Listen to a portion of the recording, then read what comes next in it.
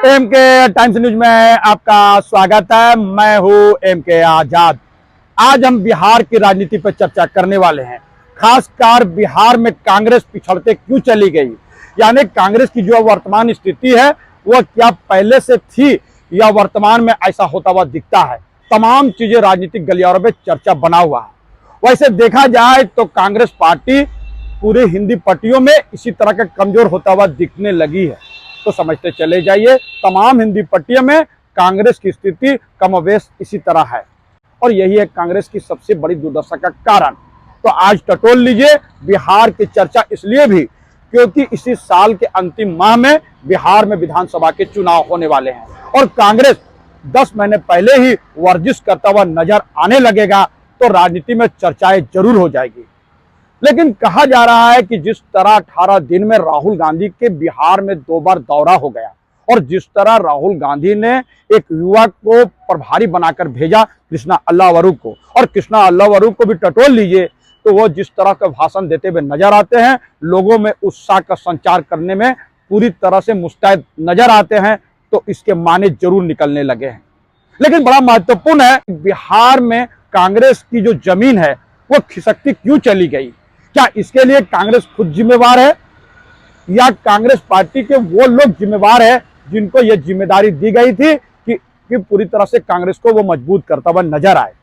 क्या वो इसमें फेल होते हुए नजर आए, या बड़ा महत्वपूर्ण एक बात का चर्चा है कि लालू प्रसाद यादव ने बिहार में कांग्रेस की जमीन को खिसकाने में बड़ा महत्वपूर्ण भूमिका अदा कर दी। तो कितनी सच्चाई है आज बारीकी से सबको टटोलते हुए नजर आएंगे कि बिहार में कांग्रेस की जमीन खिसकते हुए नजर क्यों आने लगी। याद कर लीजिए 1989 के बिहार के भागलपुर के उस दंगे को, जिस तरह पूरे बिहार को उन्होंने झकोर कर रख दिया। यानी भागलपुर का चर्चा पूरे भारत में इसलिए होता नजर आने लगा कि जो दंगे हुए, दंगे का जो भयावह रूप ले लिया, लगातार जिस तरह के कत्लेआम वहां नजर आने लगे, उस मंजर को याद करने से सिरन पैदा हो जाती है। और सरकारी आंकड़े बताते हैं कि करीब 1062 लोगों की मौत इसमें हो गई, यानी हत्याएं हो गई। तो समझते चले जाइए किस तरह विकराल रूप दंगे का भागलपुर ने जरूर देखा। तो भागलपुर ने वो दंश भी झेल लिया और वहीं से शुरू होता है कांग्रेस की जमीन का पतन का सिलसिला। राजनीति के जानकार बताते हैं कि बिहार के भागलपुर के दंगे ने कांग्रेस को पूरी तरह से बैकफुट में ला दिया। इसके लिए बिहार की जनता ने कांग्रेस शासकों को जरूर दोषी ठहराने में गुरेज बिल्कुल नहीं किया और सब कुछ होता हुआ दिखा। तो याद कर लीजिए 1990 का, यानी 1990 के विधानसभा में जो कांग्रेस पूरी तरह बैकफुट में नजर आई और पूरे चुनाव में 71 विधानसभा सीट जीतने में कामयाब हुए और लालू प्रसाद यादव का उदय भी उसी समय होता हुआ नजर आने लगा, क्योंकि जनता दल 122 विधानसभा में सीटें जीतकर सबसे बड़ी राजनीतिक पार्टी जरूर बन गई और उन्होंने बिहार की सत्ता संभाली और लालू का उदय उसी समय में होता हुआ दिखा। बताया जाता है कि लालू प्रसाद यादव ने इस दंगे में कांग्रेस की भूमिका को बड़े दोषी ठहराने में गुरेज बिल्कुल नहीं किया, यानी इस मामले को लेकर वो कांग्रेस को कटघरे में खड़ा करते हुए नजर आने लगे और वहीं से शुरू होता है MY का समीकरण। और जैसे ही लालू प्रसाद यादव ने सत्ता संभाला तो उन्होंने मंडल कमीशन की रिपोर्ट तुरंत लागू कर दी और बिहार में एक नई राजनीति की शुरुआत लालू प्रसाद यादव ने जरूर कर दी। उस समय लालू प्रसाद यादव जनता दल में थे, राष्ट्रीय जनता दल का गठन नहीं हुआ था। तो समझते चले जाइए, जनता दल जिसमें सभी लोग मौजूद थे और उसका नेतृत्व जब लालू प्रसाद यादव करते हुए नजर आए तो समझते चले जाइए। और जैसे जैसे लालू प्रसाद यादव की राजनीति परवान चढ़ने लगी, कांग्रेस की जमीन खिसकते चली गई। लेकिन सबसे ज्यादा दुख 1995 के विधानसभा चुनाव में कांग्रेस पूरी तरह से बैकफुट में आ गई, यानी उनकी बची खुची जमीन भी 1995 के विधानसभा में पूरी तरह खिसक गई। 1995 के विधानसभा चुनाव के परिणाम बताते हैं कि कांग्रेस को मात्र 29 सीट पर ही संतोष करना पड़ा, जबकि लालू प्रसाद यादव इसमें 167 यानी 167 विधानसभा जीतने में कामयाब होकर दूसरी बार बिहार की बागडोर संभालते हुए नजर आए। और वहीं से शुरू होता है कांग्रेस का विघटन की स्थिति, यानी कांग्रेस की कमजोर नीति वहीं से शुरू होता हुआ नजर आता है तो राजनीतिक जानकार ये बताते हुए नजर आते हैं कि लालू प्रसाद यादव लगातार कांग्रेस को भी और भारतीय जनता पार्टी को कटघरे में खड़ा रखकर पूरी तरह से उनकी अपनी वोट बैंक, खासकर MY समीकरण को, आदिवासियों को अपने तरफ माइल करने में पूरी कामयाबी हासिल की, और वही है लालू प्रसाद यादव की वोट बैंक। और बताया जाता है कि MY समीकरण के साथ दलितों का, आदिवासियों का रुझान जब लालू प्रसाद यादव के साथ होता हुआ दिखा, तो यह बात साफ होते हुए दिखने लगी कि कांग्रेस की जमीन धीरे धीरे खिसकते चले गई। क्या बिहार के भागलपुर के दंगे ने कांग्रेस को पूरी तरह से बैकफुट में डाल दिया, उसकी जमीन खिसका दी?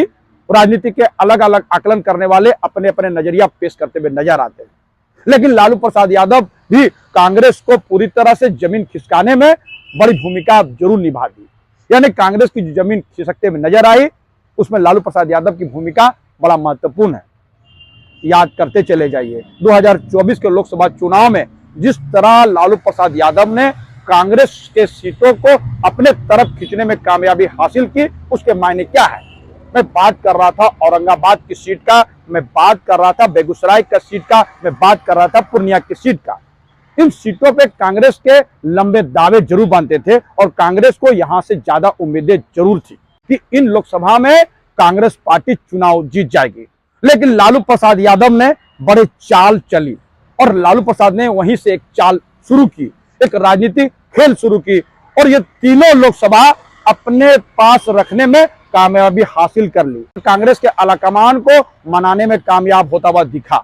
इसके राजनीतिक मायने आप समझते चले जाइए, क्योंकि पूर्णिया से लोकसभा के लिए पप्पू यादव कैंडिडेट होने वाले थे, बेगूसराय से कन्हैया कुमार कैंडिडेट होने वाले थे, और औरंगाबाद तो निखिल कुमार के लिए जगह बनाता हुआ नजर आने लगा था। और लालू प्रसाद तीनों को पसंद बिल्कुल नहीं करते, और यही कारण था कि उन्होंने खासकर इन 3 लोकसभा को कांग्रेस से मांगकर अपने पास रखा और उसके बदले में दूसरे लोकसभा कांग्रेस को दे दिया। तो यह राजनीतिक चाल नहीं है तो क्या है? कांग्रेस जब भी जमीन तलाशने की कोशिश करते हैं तो बताया जाता है कि लालू प्रसाद यादव की राजनीति कांग्रेस के उस गतिविधि पर जरूर आता है और लालू प्रसाद अड़चने जरूर पैदा कर देते हैं। ऐसी बात राजनीति पर नजर रखने वाले कहते हुए नजर आते हैं, और कुछ बातें कांग्रेस के लोग भी दबी जुबान पर कहते हुए नजर आते हैं कि लालू प्रसाद यादव के रहते कांग्रेस पार्टी कभी भी उबार में नहीं आएगी। तो समझते चले जाइए, किन किन मुद्दों को टटोलते चले जाइए। लेकिन राहुल गांधी बिहार में अपनी राजनीतिक जमीन को वापस लाने के लिए तमाम तरह की मशक्कत करते हुए नजर आते हैं, और वह यह बात कहते हुए नजर आते हैं कि 1990 के पहले वाली कांग्रेस को पुनः स्थापित करने के लिए तमाम तरह के प्रयास जारी हैं और वो मैं करके रहूंगा। और यही वजह है कि राहुल गांधी का लगातार बिहार में दौरा होगा, और अंदर खाने की रिपोर्ट बताती है कि प्रियंका गांधी और उसके ब्रिगेड को पूरी तरह से बिहार में उतारने की रणनीति पर कांग्रेस लगातार विचार करते हुए नजर आती है। तो समझते चले जाइए, बिहार की राजनीति में नजर रखने वाले कहते हुए नजर आते हैं, और बिहार के भागलपुर दंगे ने कांग्रेस को जरूर बैकफुट में खड़ा कर दिया। अब चलिए दूसरे सवालों को भी समझते चले जाइए और याद कर लीजिए कांग्रेस के वर्तमान प्रदेश अध्यक्ष अखिलेश सिंह को। बताया जाता है कि लालू प्रसाद यादव के सबसे नजदीक नेताओं में उनकी गिनती जरूर होती है, और यही वजह है कि लालू प्रसाद यादव ने अखिलेश सिंह को राज्यसभा भेजने के लिए सबसे पहले राष्ट्रीय जनता दल में सहमति बनाई, और इसका मैसेज कांग्रेस के आलाकमान को भेजा कि अखिलेश सिंह को ही राज्यसभा का उम्मीदवार बनाया जाए। इसके लिए राष्ट्रीय जनता दल पूरी तरह से मदद के लिए तैयार है। तो समझते चले जाइए किस तरह अखिलेश सिंह ने राज्यसभा जाने के लिए लालू प्रसाद यादव से उन सीटों की मांग कर दी जिसमें कांग्रेस की स्थिति बेहद कमजोर थी। कहा तो जा रहा है कि कांग्रेस 70 सीटों पर चुनाव लड़ी, लेकिन हुआ क्या? सिर्फ 19 में ही वो जीतता हुआ नजर आए। तो इसको लेकर जब राष्ट्रीय जनता दल के वरिष्ठ नेता शिवानंद तिवारी कांग्रेस को कटघरे में खड़ा करते हुए नजर आते हैं तो उसको भी टटोल लीजिए। वो ये साफ कहते हुए नजर आते हैं कि कांग्रेस ने 70 सीटें जरूर ली और राहुल गांधी ने मात्र 3 सभाएं ही की। यदि वो 70 विधानसभा लिए तो करीब उनको 70 विधानसभा में दौरा करना चाहिए, सभाएं करना चाहिए। लेकिन राहुल गांधी विदेश टूर में चले गए, तो कांग्रेस पार्टी के हालात कैसे सुधरेगी? यह बात शिवानंद तिवारी कहते हुए नजर आते हैं। तो याद कर लीजिए, लालू प्रसाद यादव और कांग्रेस की जो जोड़ी बनी तो कैसे बनी, इसको भी टटोलते चले जाइए। तो राजनीति पर नजर रखने वाले यह बताते हैं कि 1998 से कांग्रेस और राष्ट्रीय जनता दल का गठबंधन तय हुआ। लगातार हाशिए में रहने के बाद पूरी तरह से कांग्रेस को यह लगने लगा था कि अब उनको सहारे की जरूरत है, और उन्होंने इसके विकल्प के रूप में लालू प्रसाद यादव का पूरी तरह से साथ देने का मन जरूर बनाया। और वक्त और हालात तो यही बताते हैं कि लालू प्रसाद यादव सोनिया गांधी के सबसे विश्वस्त लोगों में उनकी शुमार जरूर होती है। और जो कुछ लालू प्रसाद यादव सोनिया गांधी को मैसेज देते थे, सोनिया गांधी आंख बंद करके लालू प्रसाद यादव के बातों पर यकीन करके उसी तरह कांग्रेस को चलने का निर्देश जारी कर देती थी। और यही से शुरू होता है लालू प्रसाद यादव का वह खेल, जिसमें वो कांग्रेस को कमजोर करने की तमाम रणनीति पर काम करते हुए नजर आने लगे। तो यह भी मजबूरी समझते चले जाइए। तो लालू प्रसाद यादव कांग्रेस को लगातार कटघरे में खड़ा रखने में गुरेज नहीं करते थे। उसको कांग्रेस के साथ गठबंधन की आवश्यकता क्यों पड़ी, तो याद कर लीजिए वो चारा कांड, जिससे उसको जनता दल से अलग होना पड़ा। और 1998 में ही राष्ट्रीय जनता दल का गठन हुआ, और लालू प्रसाद यादव को लगने लगा कि यदि कांग्रेस का साथ नहीं मिलेगा तो दिल्ली की राजनीति में वो पूरी तरह से अलग थलग होता हुआ नजर आने लगेगा। इसीलिए लालू प्रसाद यादव को कांग्रेस की आवश्यकता हो गई, और कांग्रेस की जमीन तो समाप्त होने के कगार पर थी। तो दोनों को एक दूसरे का कंधा का सहारा मिला। लेकिन जो चुनाव होता हुआ नजर आया, लेकिन चुनाव कांग्रेस के अनुरूप बिल्कुल नहीं हुआ। राष्ट्रीय जनता दल लगातार अपना पारा बढ़ाता चला गया, अपना ग्राफ बढ़ाता चला गया, लेकिन कांग्रेस की जमीन लगातार खिसकते चले गई। और यहीं से शुरू होता है कांग्रेस की विडंबना। लेकिन कांग्रेस ने 2004 में एक बार फिर राष्ट्रीय जनता दल के साथ रामविलास पासवान की लोजपा के साथ तालमेल की, और एक बात मैसेज देने की कोशिश की कि रामविलास पासवान दलित राजनीति के एक ध्रुवी हैं, और उसके साथ अगर राजनीति किया जाएगा, गठबंधन किया जाएगा, तो कांग्रेस को देश भर में भी फायदा होता हुआ दिखेगा। और यह बात होता हुआ दिखा। कांग्रेस को हालांकि ज्यादा सीटें बिल्कुल नहीं है, 4 सीटें लोकसभा में उस वक्त में आई, और उसी समय में कांग्रेस की सत्ता दिल्ली में मिली और रामविलास पासवान मंत्री बने। यानी कांग्रेस भी लगातार तमाम कोशिश करते हुए नजर आई, और लालू प्रसाद यादव कभी कांग्रेस से तालमेल किए और कभी छोड़कर चले गए। लेकिन एक बात स्पष्ट है कि दोनों जब चुनाव अलग अलग लड़े और बाद में दोनों साथ जरूर आए, और कहा जाता है कि कांग्रेस और राष्ट्रीय जनता दल की जो गठबंधन की उम्र है वो बड़ी लंबी जरूर है। तो राजनीति में कयासों का बाजार है। तो आप स्पष्ट देखते हुए नजर आते हैं कि कौन कौन सी परिस्थिति कांग्रेस के साथ खड़ी हो गई और कांग्रेस के लिए कौन जिम्मेवार है। तो याद कर लिए कांग्रेस के नेताओं का कि जब वो कांग्रेस के प्रति समर्पित रहते हैं, जब तक उनको पद मिलता है, जैसे ही उनको पद से हटाया जाता है तो उनके बोल वचन बदल जाते हैं। कांग्रेस की नियति में यही साफ साफ होता हुआ दिखता है। और कांग्रेस में भीतरघातियों का तो एक बड़ा फेरिस्त होता है।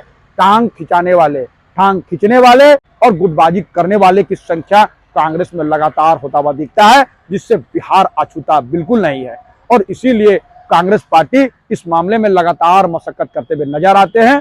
कांग्रेस के स्लीपर सेलों को तलाश जारी है। बिहार में भी अनकरीब बड़े फैसले होंगे, और कहा जा रहा है कि कन्हैया कुमार को प्रदेश की कमान देने पर कांग्रेस गंभीरता से विचार करता हुआ नजर आ रही है।